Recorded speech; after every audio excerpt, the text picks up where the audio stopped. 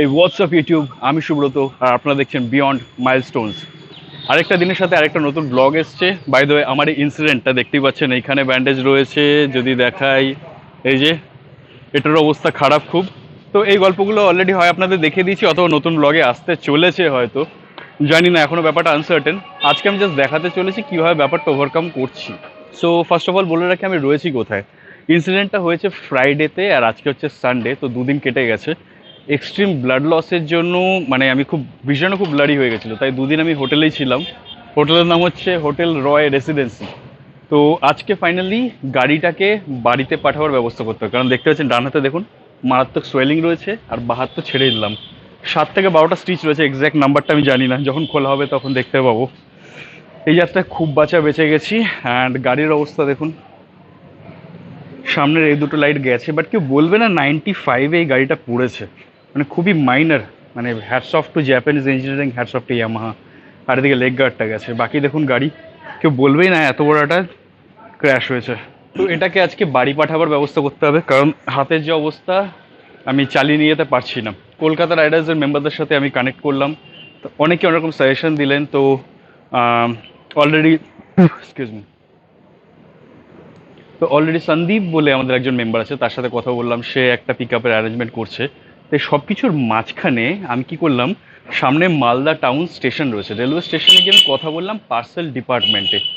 Parcel ডিপার্টমেন্টে কথা বলে যেটুকু জানতে পারলাম, খুব কম খরচে গাড়িটাকে পাঠানো যাবে। তো চলুন গাড়িটাকে নিয়ে, মানে একটু কষ্ট হবে বাট করতে হবে এটা, এক পয়সা বাঁচানোর জন্য, সেকেন্ডলি খুব তাড়াতাড়ি গাড়িটাকে বাড়ি পাঠাবার জন্য। কারণ এটা যদি আমি ব্যবস্থা আমি এখন করে দিতে পারি, আরামসে একটা বাস ধরে বা একটা বলবো ধরে আমি রাত্রিবেলা বেরিয়ে যেতে পারবো কলকাতা। কারণ আমার বাড়িটা তাড়াতাড়ি পৌঁছানোর দরকারও, first of all office, secondly মাঠ থেকে নিউজ এলো আমার বাবা তো অসুস্থ, তো উনি পড়ে গেছেন বাথরুমে, তো কোমরে চোট পেয়েছে, সেই জন্য আরও বেশি তাড়াহুড়ো করছি। অ্যান্ড থার্ডলি, এইখানে যেভাবে ট্রিটমেন্ট হয়েছে সেটাকে আমি চাইছি একবার কলকাতায় গিয়ে ওইখানের হাসপাতাল একবার অ্যাড্রেস করতে। আর সোয়েলিংটা বেড়েই চলেছে। এই হাতে থেকেও মেন কনসার্ন হচ্ছে বাঁ হাতে, কারণ বাঁ হাতের স্টিচগুলো একবার না দেখালে ঠিক শান্তি পাচ্ছি না, কারণ পেন মারাত্মক হচ্ছে। বাই দ্য ওয়ে, আগের ব্লগে হয়তো অলরেডি অ্যাড্রেস করেছি, বাট তাও বলে রাখছি, this is the main reason যে আমাদের মতো রাইডারদের গিয়ার পরে চালানো খুবই দরকার। কারণ আপনারা জানেন না কখন একটা অ্যাক্সিডেন্ট হয়, আর সবসময় যে নিজের দোষে অ্যাক্সিডেন্ট হয় সেটাও কিন্তু নয়।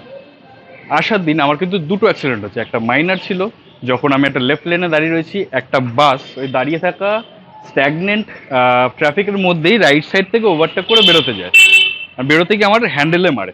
নাকেল গার্ডের জন্য আমার এই হাতটা বেঁচে যায়, কিন্তু বাঁ হাতের কেনে আঙুলটা, ঠিক এই যে এই আঙুলটা দেখুন এখান থেকে ফেটে গেছিলো। তো that is one. And number two, যেটা মালদায় হলো, যারা আগের ব্লগটা দেখেননি তাদের বলে রাখি কিভাবে হয়েছে ব্যাপারটা। রাস্তায় যাওয়ার সময় আমি 90 to 95-এর মতো স্পিড মেনটেন করছি এক্সপ্রেসওয়েতে। সেই সময় একটা স্করপিও বা বুলেরো ছিল, আমি অতটা দেখিনি, গাড়িটা ওভারটেক করার চেষ্টা করা, আর যে ব্যারিকেড, অনেক প্রচুর ব্যারিকেড দেওয়া থাকে, আর ব্যারিকেডগুলোকে জিগজ্যাগ করে বেরোচ্ছিল। সেকেন্ড টাইম যখন ব্যারিকেড পড়ে সেই সময় গাড়িটা তো জিগজ্যাগ করে বেরিয়ে গেছে, কিন্তু ওর চাকার সামনে রিমের সাথে একটা প্লাস্টিকের একটা লাগানো থাকে, আমি এক্স্যাক্টলি জানি না ওটাকে কি বলে, বাট ওটাকে রিমটাকে আরও দেখতে সুন্দর লাগে, জাস্ট স্টক রিমগুলোকে, সেইটা খুলে এসে আমার চাকার মধ্যে লাগে।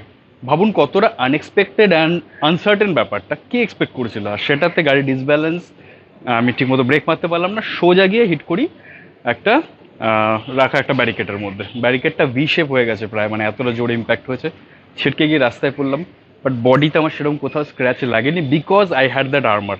আর আর্মারে আমি যে হাঁটুতে লাগানো ছিল সেটাই দেখছি ইম্প্যাক্টটা, আমি ভাবছি ওটা দিন হাঁটুটা নেকের থাকতো কী অবস্থা হতো। মানে টু বি অনেস্ট, আমার মনে হয় না আমি প্রাণে বাঁচতাম যদি এইটা, মানে এই গার্ডগুলো না থাকতো।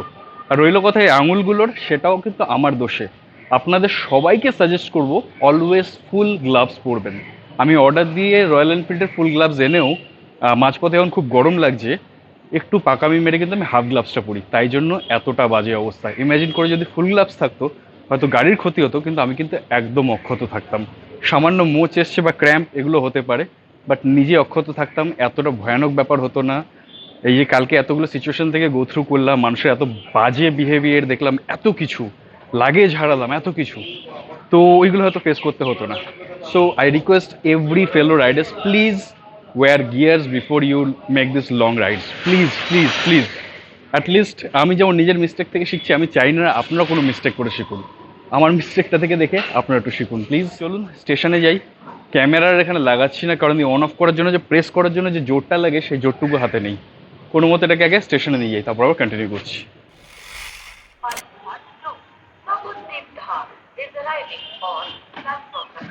তো আমি এখন রয়েছি মালদা টাউন স্টেশনের সামনে, আর এখান থেকে গাড়িটাকে লোড করব। ভেতরে গিয়ে এক রাউন্ড কথা বলে এসছি অলরেডি। তার সাথে ডকুমেন্টস কী কী লাগবে সেটা বলে দিই।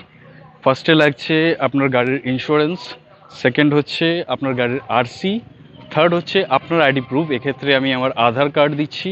ফোর্থ হচ্ছে একটা জিএসটির কিছু একটা জেরক্স লাগে, যেটা সামনের যে কোনো জেরক্স শপ থেকে পেয়ে যাবেন।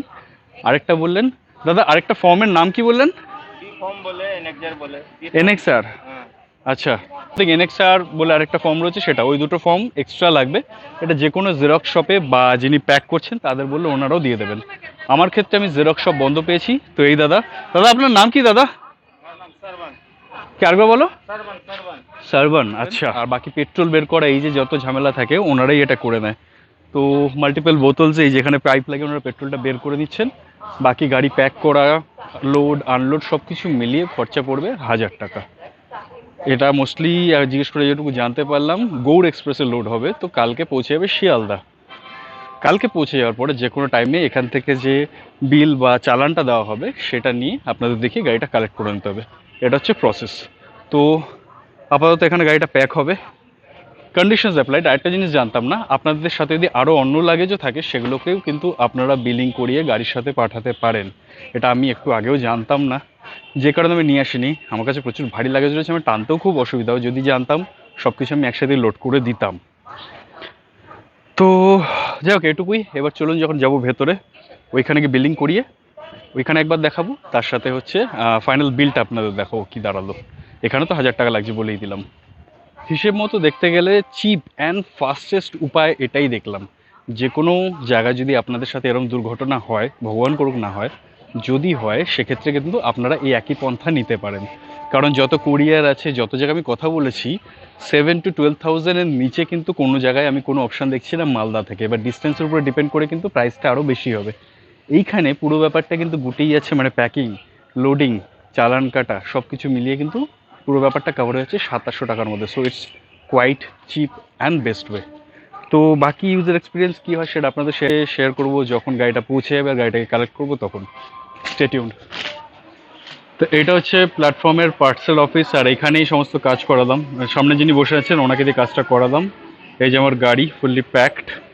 যদিও প্যাকিংয়ের কোয়ালিটি আমার মনে হয় আরেকটু বেটার হতে পারতো, বাট এখন আর সেই কিছু নিয়ে তর্ক করার মতো সত্যি অবস্থায় আমি নেই।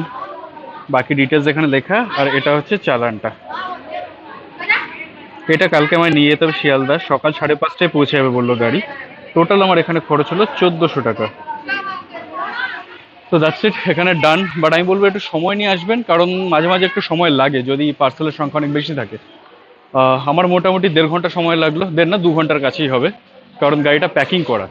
আরও কয়েকটা জিনিস বলে রাখি। প্রথমে ভেবেছিলাম হয়তো এখানে এসে প্রথমে আপনারা এই বিলটা বানাবেন, তারপরে প্যাকিংয়ের কাজ করাতে হবে। উল্টো ব্যাপারটা, প্রথমেই আপনি আগে বাইরে এসে কন্ট্যাক্ট করুন যারা প্যাকিং করে তাদের সাথে, বা পার্সেল অফিসে গেলেও লোক পেয়ে যাবেন যারা প্যাকিং করে, তাদের সাথে কথা বলে ফার্স্টে প্যাকিংটা করান। ইভেন বাকি যে ফর্মালিটি, ফর্ম ভরা, সে ফর্মগুলো জোগাড় করার দায়িত্ব ওনাদের। আপনার শুধু ডকুমেন্টটা রাখতে হবে। আরসি অবভিয়াসলি অরিজিনাল রাখবেন, ওটা ছাড়া হবে না। তাছাড়া ইন্স্যুরেন্স লাগবে, আর আপনার একটা ভোটার আইডি কার্ড অথবা pan card, sorry voter ID card অথবা আধার কার্ড, এই দুটোর মধ্যে একটা আইডি প্রুফ লাগবে। That's it. টোটাল আমার খরচা বললো 1400 প্লাস 1000, মানে 2400 টাকায় এটা কলকাতা পৌঁছে যাবে মালদা থেকে। It's pretty affordable compare to বাকি আর যত অপশানস আমি ঘেটে দেখলাম। আর হ্যাঁ, আরেকটা জিনিস, যখন এখানটা আপনি গাড়ি দেবেন সেখানটা বলা হবে আপনাকে যে ভ্যালুয়েশনটা কম লিখতে। 50,000-এর উপরে আমার মনে হয় না ভ্যালুয়েশন লেখা যায়, কারণ that is the maximum limit ওনারা বললেন। তো এনারা আপনাকে কনভিন্স করবে যে যত কম আপনি ভ্যালুয়েশন দেবেন সেক্ষেত্রে আপনার অ্যামাউন্টটাও কম পড়বে। কিন্তু আপনি এটাও মাথায় রাখবেন, যখন আপনি ভ্যালুয়েশনটা কম দিচ্ছেন, গাড়ির যদি কিছু হয়ে যায় যখন আপনি ক্লেম করবেন সেই ভ্যালুয়েশনের উপরে কিন্তু কাউন্ট হবে। সো আমি 49,000 দিয়েছি, ওনারা কিন্তু আমায় ফোর্স করছিলেন 15,000 ভ্যালুয়েশন দেওয়ার জন্য। Please don't do that, that is very much risky. হয়তো খুব জোরে 100-150 টাকা ডিফারেন্স হবে, সেটার জন্য এত বড় একটা অ্যামাউন্ট কিন্তু রিস্ক করে লাভ নেই। যাই হোক, এর থেকে বেশি আমার মনে হয় না কোনো ইনফরমেশন দেওয়ার আছে। যদি আপনাদের মনে হয় কিছু মিস করে গেছি প্লিজ কমেন্টে জানান। আমি সঙ্গে সঙ্গে আপনাদের রিপ্লাই দেবো। আর যদি কোনো ত্রুটি মনে হয় তাহলে অবশ্যই জানাবেন, সেটাকে আমি রেকটিফাই করার চেষ্টা করব। তার সাথে একটু লাইক অ্যান্ড সাবস্ক্রাইব করে আমাকে এগিয়ে যেতে সাহায্য করবেন। Thank you for the support till now, and ফিউচারে একটু রিকভার করে উঠি, আপনাদের সাথে আবার আপকামিং স্টোরিজে দেখা হবে। Till then, stay tuned and wish me a good recovery. Bye by.